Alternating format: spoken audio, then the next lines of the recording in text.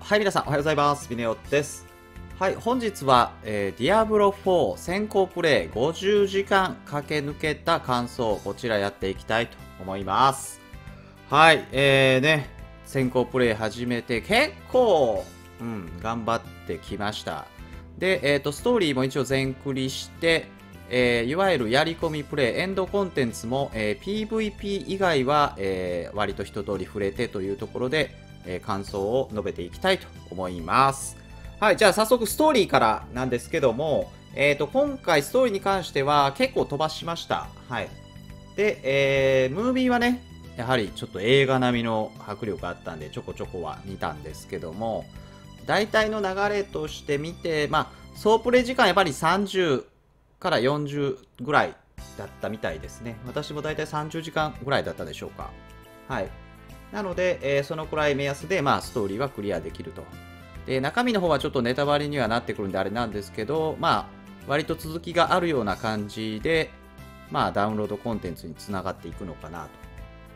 で、難易度的には、今回、ほぼほぼティア1でやったので、そこまで詰まることはなかったかなと。なので、今回ね、初めてやりますという方も、ティア1でやり始めていいんじゃないかなと。割と装備更新しつつ手探りでやっても、そこまで詰まることは少ないんじゃないかなと思います。はい。で、今回、その中でも気づいた点だったり、ここね、直してほしいなっていうところを、これから話していきたいと思います。はい。とりあえずね、1個目これだけ言いたい。1個目ね、もうね、みんな思ってる。マウント取得までが長い。これね、お馬さんいつ手に入るねん問題あるよ、これ。一応、ほんとね、長い。もうちょっと早くてもいいんじゃないかなっていうね。結構ね、クラン内でもこれいつ手に入んねん、俺、おっさんってね。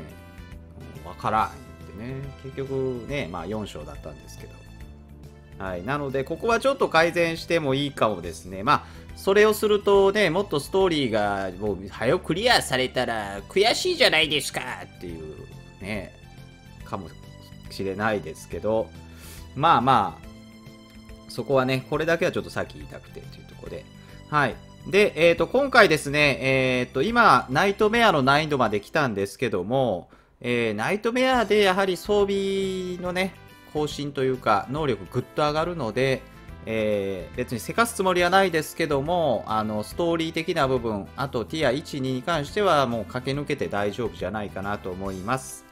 ちなみに先ほども少し言いましたけども、ストーリーの方は初見でもスキップは一応ね、できますので、気になる方はそのあたり活用してみてもいいんじゃないでしょうか。はい。あと、やはりね、PT 効率は、ものすごくいいです。はい。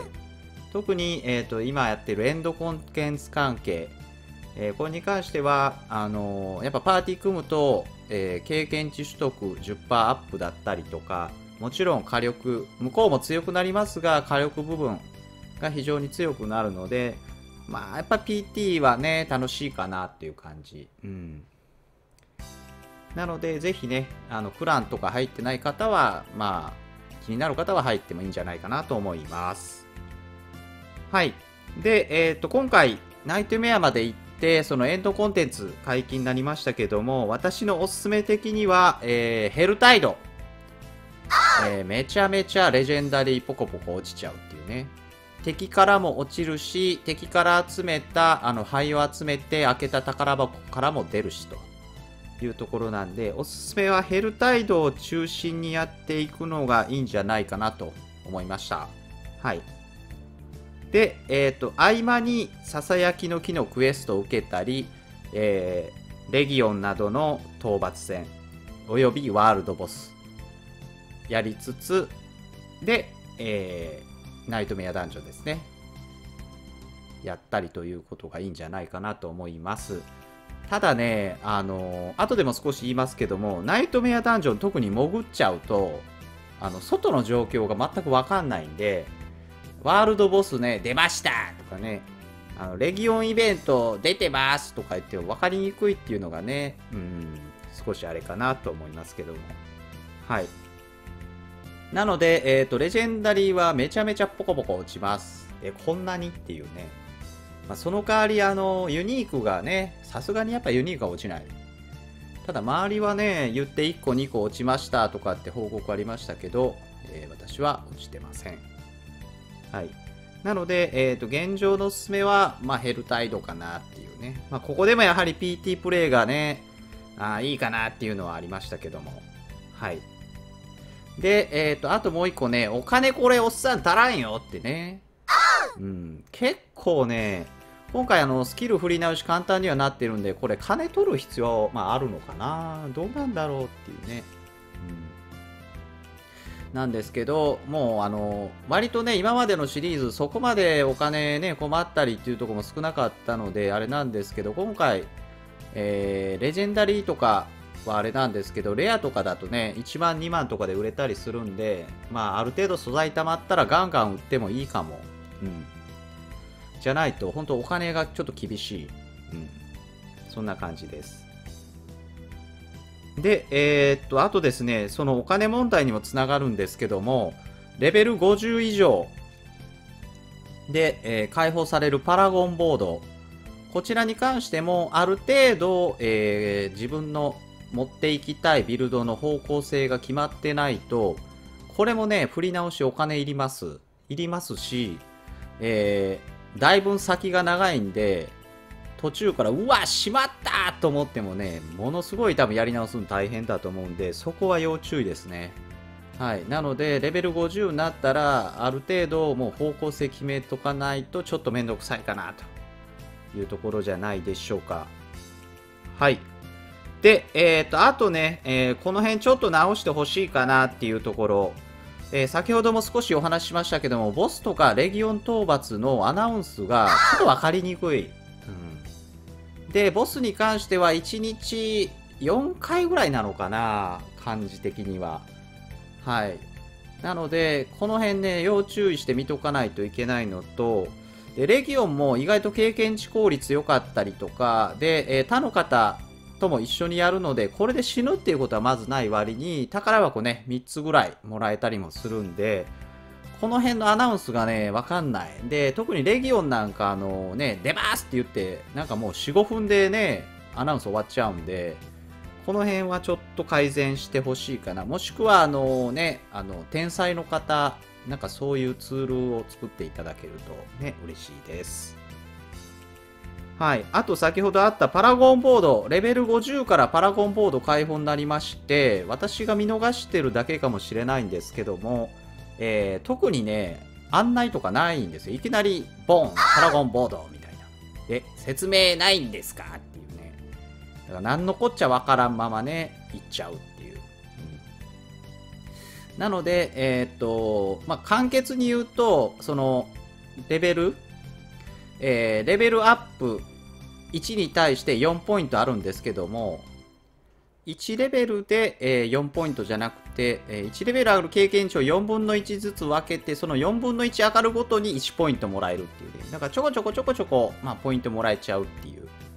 で、そのボードの穴に開いてるところにグリフと呼ばれるものをはめ込んでいくんですけど、このグリフは敵を倒すと適当にポコポコ落とします。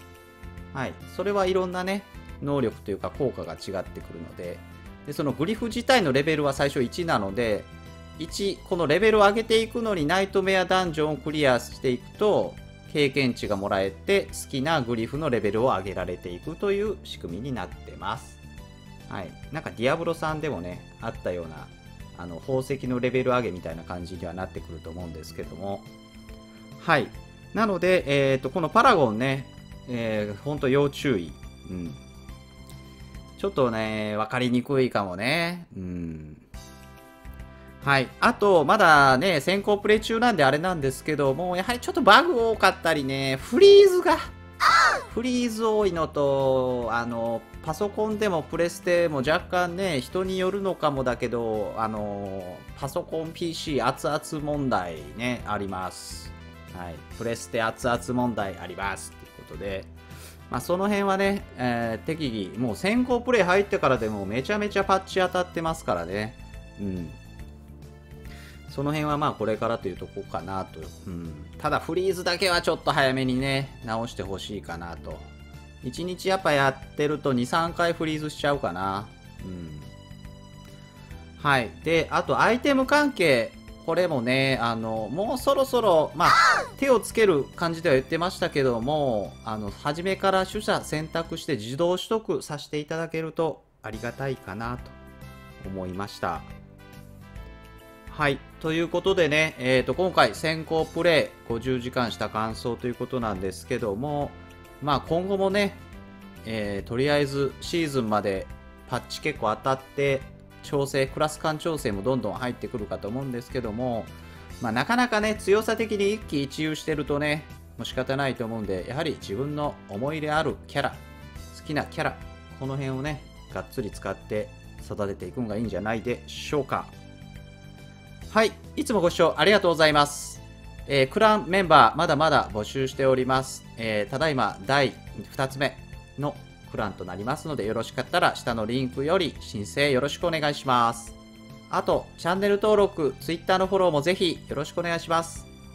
では皆さんまたライブでお会いしましょう。ありがとうございました。バイバイ。